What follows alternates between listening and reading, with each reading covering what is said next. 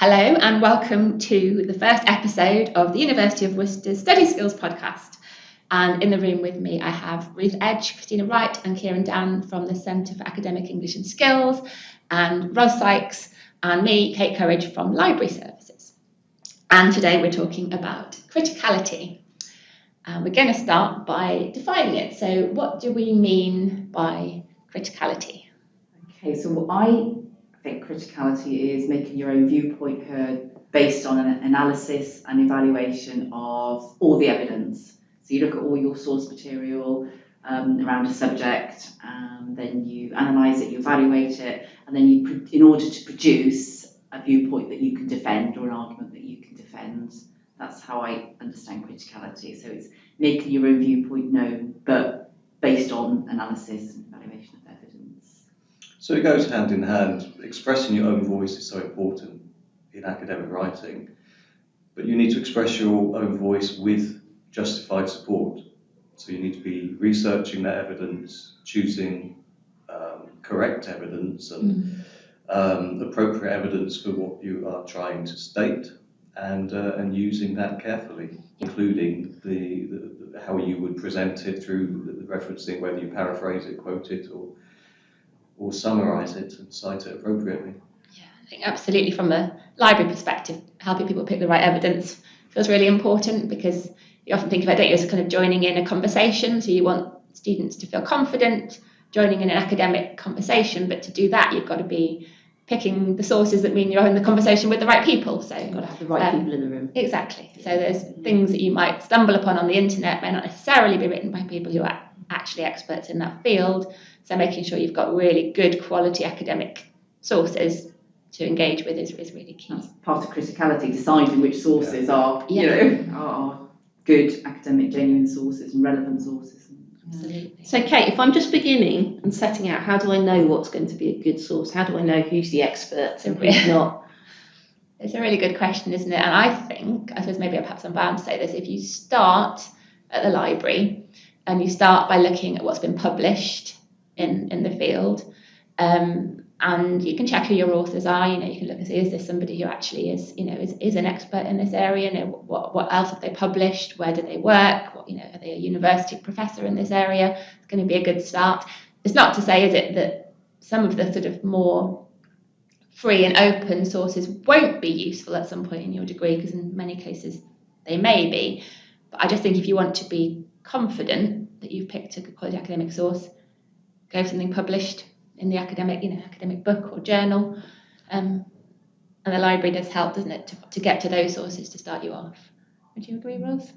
Yes, and I guess that actually if I'm not confident in who the experts might be in my field, then a good place to start is my reading list. Well, indeed. Because my academic tutors will have put a lot of time into choosing the really key people for that, and then that might springboard into further sources and Absolutely. ideas and things I want to find more out about. Without a doubt. So peer-reviewed sources.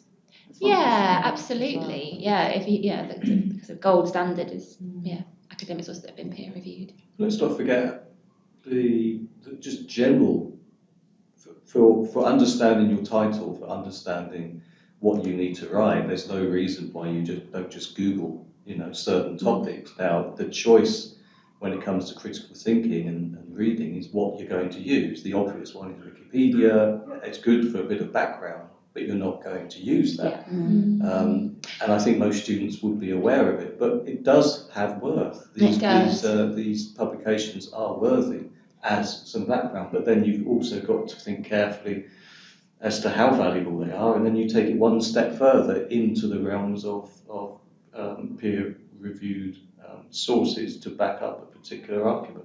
And then it's just that risk, isn't there? I always think though with that, I absolutely agree, in terms of picking out maybe some sort of key ideas and topics and maybe even people, from the references at the end of Wikipedia. But there's a risk, isn't there, when you read something that you then can't cite?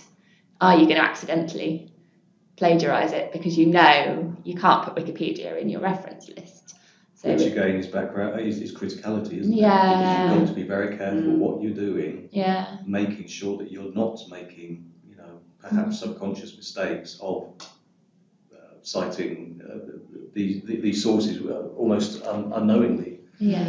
Um, Yeah, and I suppose because again they're not academic sources to engage with, they're very much as information is now on Wikipedia, and you're not going to be, well, A, you don't know who you're engaging with because there's no author, and B, it's not written for academic purposes, is it? So yes, so picking that. You say it's fair to say with criticality, start, if you write an essay, start with a very open mind. Okay, look at all the different sides of the argument. You read around, say, all the argument as well, but start with an open mind, even if you have got strong views. Just go to that middle ground and start with an open mind. Definitely, yeah, and I think that starts with the critical thinking, isn't it? So before you even start your writing, you start with your critical thinking, which is having that open mind, isn't it, and not going with your viewpoint. You do have to, through your reading and your research, your critical thinking is hopefully opening up into different areas that maybe you haven't thought about before. And that's when it gets exciting, isn't it? Yeah. I mean, it's just writing stuff that I already knew and finding something to back that up is a bit boring. Yeah. But if I'm finding new ideas and developing my ideas, and then I could do my job better, or just getting these. That could be really exciting when you start to think, oh, there's a different way of looking at this. Yeah, and it's reading with questions in mind, isn't it? As much as anything, you're reading to ask questions and to challenge sources, and not taking anything as If you think something is incorrect or wrong, you need to show why. It's incorrect or wrong. You can take the Brexit debate. I mean, it was reported that lack of criticality on both sides led to total. Yeah. So in our academic essays, it's definitely not who shouts loudest. Yes, exactly. Yeah. But then that flexibility, that open mind does start at the very beginning. So as you are reading your essay title, and you're interpreting what it is, and you are making a judgment. Very often they are a direct question. You've got to be thinking, what do I know about this now? What is my answer? And be very, very open-minded, because you then take it into the research area. The research that you do will quite possibly change your mind, and that's great, because that's part of education. So then you start your essay, but once you've done all your reading and you formed your viewpoint based on analysis and evidence, then you start your essay, say, with a hypothesis, and then the rest of your essay you're defending that. So depending on the essay. Sometimes I see students work and they've taken, they found some really interesting evidence, and then they've looked very specifically for evidence that is the complete opposite of that. That's not quite what we're supposed to be doing, is it? Or am I wrong? So they're looking for contradictory evidence that contradicts. Yeah, so for example, if I found 10 sources that say the world is spherical, I don't have to find one that says it's not, do I? I think I personally think you should look at some opposing viewpoints, but then you then come to the decision that, well, based on the evidence suggests that yes, the world is round. But I think it's good to look at opposing viewpoints so you can prove they're wrong, because the abundance of evidence contradicts that. I don't know if anyone. Well, that very often makes your particular idea stronger, because if you are including a counter viewpoint to it, but then you are justifiably criticising it, not criticising it, looking at it from a different viewpoint, then that gives your voice a little bit more strength, I think, because it shows that you have researched lots of different areas, not only your particular favourite viewpoint, you're looking at all ideas surrounding this particular topic. And we want students, don't we? We want students to read widely, is I think the term that a lot of the tutors use, and that's absolutely what we want students to do, is to go and find sources from different places, different people, different writers, different authors, and hopefully, yes, find positions that are different. to expand the student's own perspective on the point, and then to be able to come to this answer, or this, the question has been answered, the question has moved on from the original, or it is broadened. And just because something's written, a student shouldn't just assume it's right. Just because something's published, it's not necessarily correct. Well, I think this is a common mistake perhaps that students make. That they will automatically assume that something must be correct because it's been published, and that again, that's part of criticality. You've really got to look thoroughly at it, at how it really interprets according to your own views, but also the other research that you've done.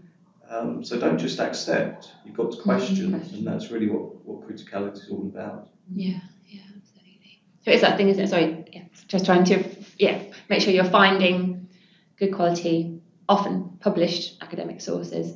But just because they've reached that threshold of being worth including and engaging with, doesn't mean you have to agree.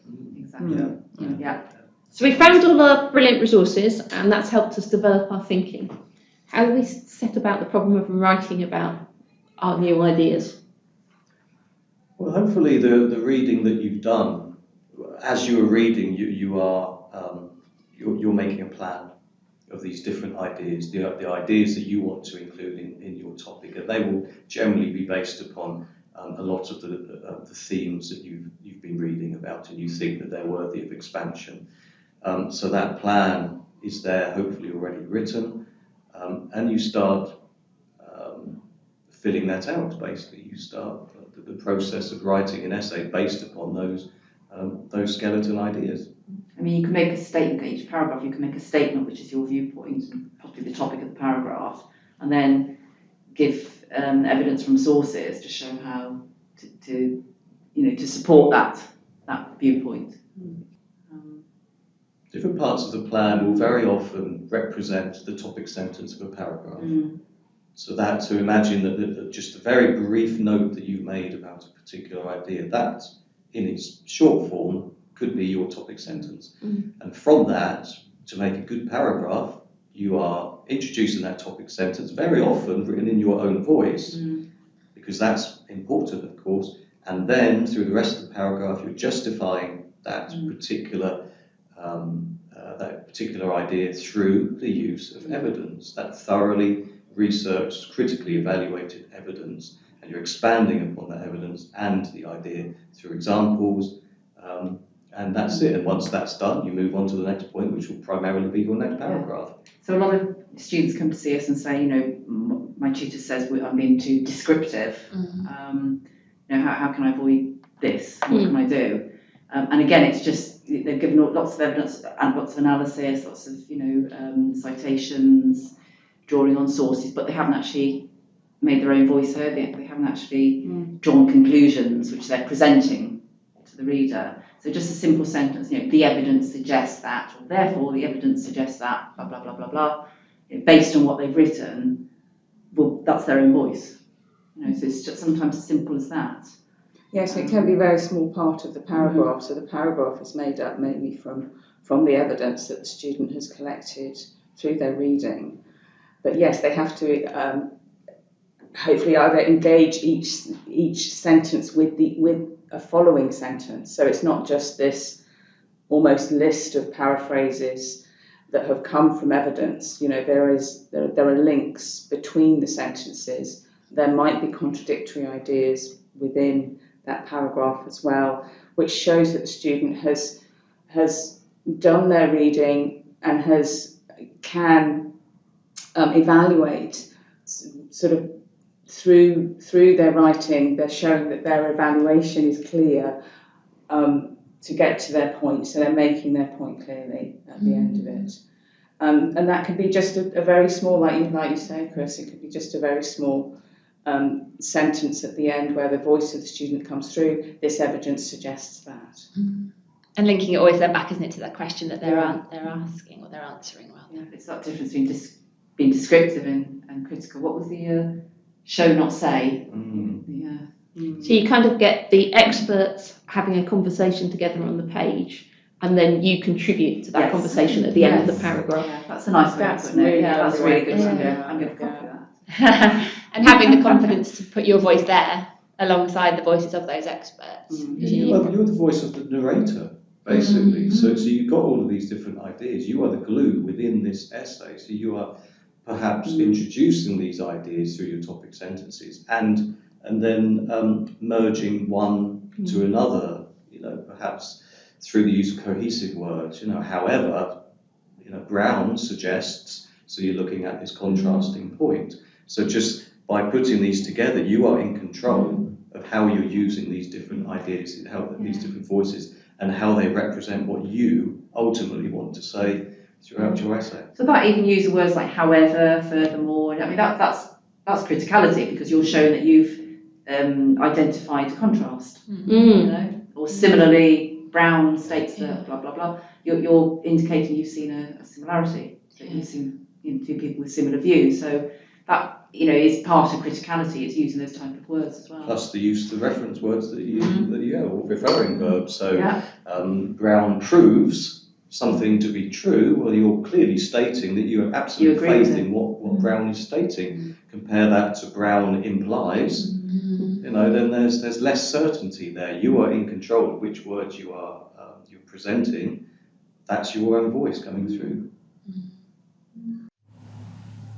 That was Christina Wright, Kieron Dann, Ruth Edge, Kate Coverage and Ros Sykes from the Centre for Academic English and Skills and Library Services in conversation about criticality in our academic work. Thank you for listening.